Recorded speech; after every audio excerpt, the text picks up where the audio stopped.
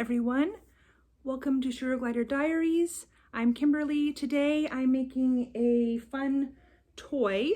So this is kind of is like a dream catcher type thing.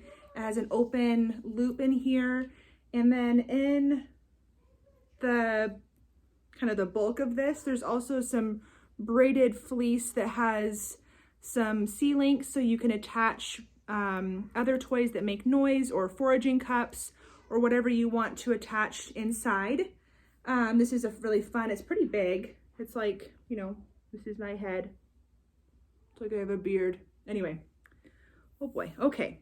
So I'm gonna make a different color scheme this time.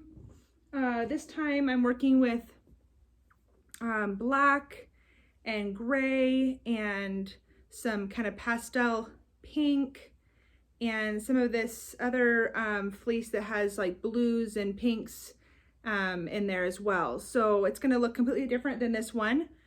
And so what you're going to need if you want to do this project is you're going to need a lot of anti-pill fleece cut into strips. You want your strips to not be super thick because you want to be able to have them tie tight. You want to cut them to where the long end is stretchy. So this side is not really very stretchy, so that when you tie it, it ties nice and tight. And then you're going to need some sharp scissors, obviously for cutting those pieces, but also after you have them cut, you'll need those. And you'll also need quite a few of these little C-links, plastic C-links, and a couple, I use the 4-inch cable ties. Sorry if I cough, I'm a little under the weather today. And then the main thing that's going to be the hardest thing to find is these little pool, I found these at a thrift store, but they're like, you know, those rings that you throw into the pool and they sink down to the bottom and then you dive down to get them. That's what these are. I really like them because they're nice and big, so that even when you tie all around and that bulk builds up a little bit, it's still nice and big. So you could hang something in here if you wanted to hang like a foraging cup, but also if you start off with like if you start off with a bracelet, when you start tying around, it's going to make the opening smaller, which then can become unsafe. So that's why I like to start off with these nice big pool rings. So like I said, I found these at a secondhand store, but you might be able to find them online. I'm sure you could if you just look for pool rings. So the first thing that you're going to do is you're going to take your little zip tie and attach your C-link to your pool ring so that you don't forget to do that down the road and then have all the fleece on there and then not have a room for it. So you're just going to attach that on there. Make sure that's nice and tight.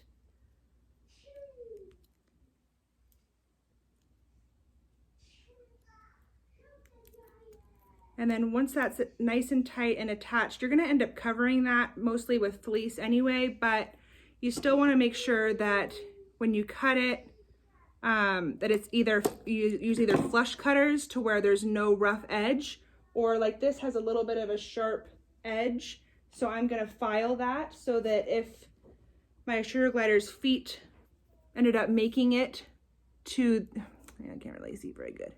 I don't know if you can see that. It's kind of a sharp, see right here, it's kind of a pokey. Anyway, they could cut their little foot on that. So I'm gonna file that down so that when I run my finger across it, it doesn't feel sharp. And then after that, really it's just tying. So you want to have a bunch of different lengths.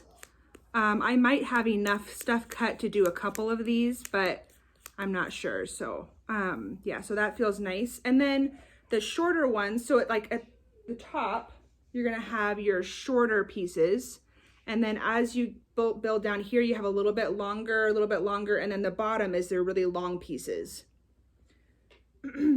So like this one would be kind of more in the middle. So you want to tie it with a double tie. And this is going to take me a really long time to do this part. So I think what I'm going to do is just keep recording and then fast forward, assuming I don't get like a phone call or something to interrupt my life. I'm just going to sit here and tie this. So I'm just going to fast forward through this part. And then the only other thing that you want to make sure when you have your long strips, maybe I'll do one of those. Let's see. Okay, so let's do a couple of the long, like I'll do one of the long strips where you braid the fleece so that you guys don't get confused about that. You can have as many of those as you want in the end. So that's just up to you. But again, a double tie, and then you're just gonna cut your fleece at least one. So now you have two long pieces. You're gonna cut at least one into 3 pieces. So you'll cut 2 long strips.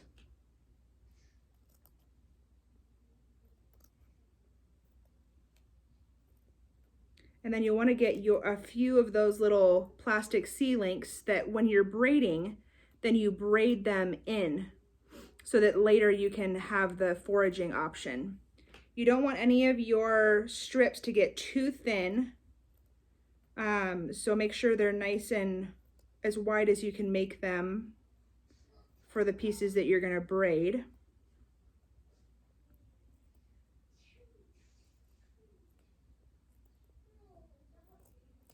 Okay, so then you'll take a C-link, and I kind of just hold this in between my knees and start braiding. Once you've gotten your braid going a little ways, then you're gonna pop that C-link in there.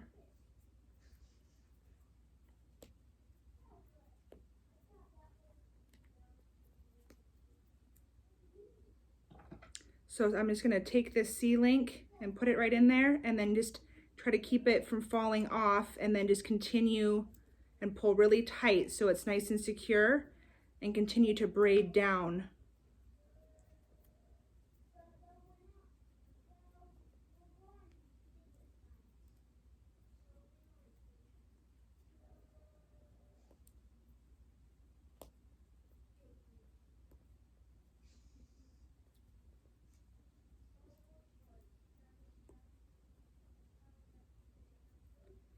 Okay, and then you're going to take your other C-link.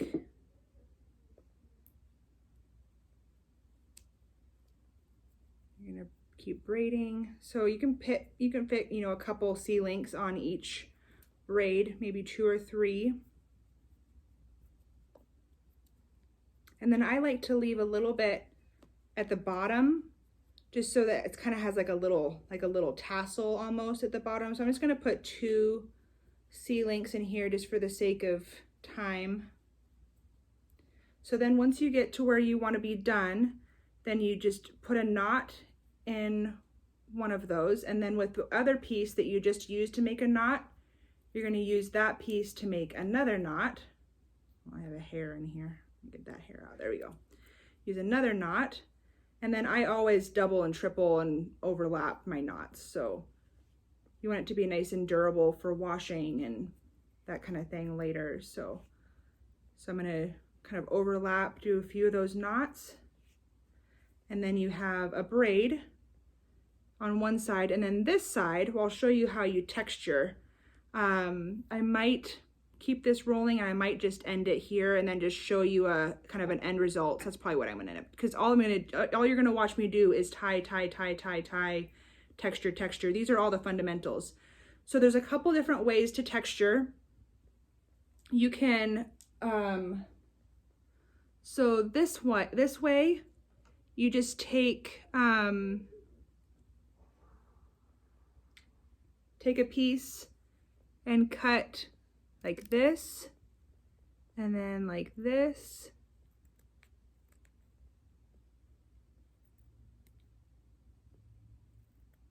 Like obviously not all the way through.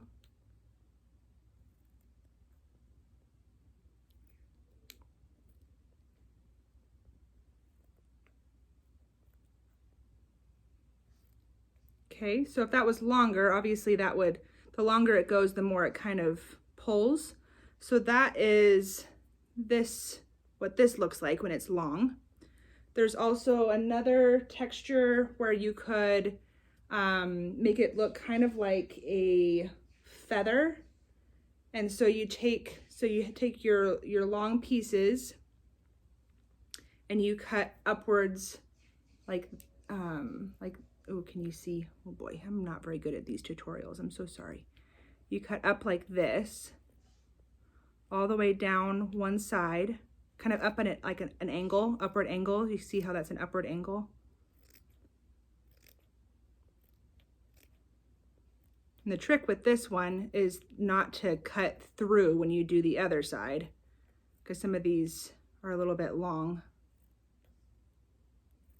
It's kind of hard to do with one hand while I'm showing you guys, so bear with me. Then you just flip it over and you do the other side. These scissors need to be sharpened again, but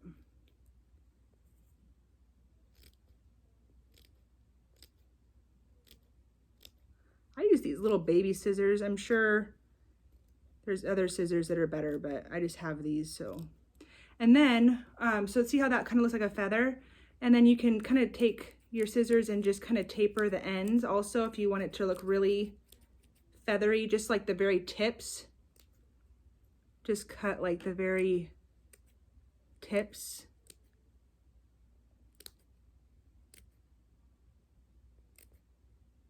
Like that. Okay, so that's one other texture option. Let's see. Those are the two main ones that I use. You can also do, there's another one where you take, I'm just gonna do like half of this. So you take, and you, yeah. So then you kind of do that same cutting across like I did before, but now this is it's more like a big chunky angle. You just play with it and see what you like. I think that a variety looks nice when you're doing a project like this. And then this is a really easy one to then feather because you have these big chunks. So then once you have that, then you kind of go like that all along down. And then that looks like a feather, kind of. A fleece feather, anti-pill fleece feather. See how that works? So anyway, so that's all I'm gonna be doing. So I'm just gonna do that. I'm gonna stop recording here. I'm gonna do that, and then I'll come back and show you the finished product. So. Well, kind of glad I didn't continue the filming because this has taken me a very long time. I decided to do 2 of them instead of 1, and I'm almost done with 1. And I thought I'd show you the difference between after you textured and before you've textured. So I only have a couple pieces textured on this one. So the texturing really makes a lot of difference. So again, this is after I've textured. And before.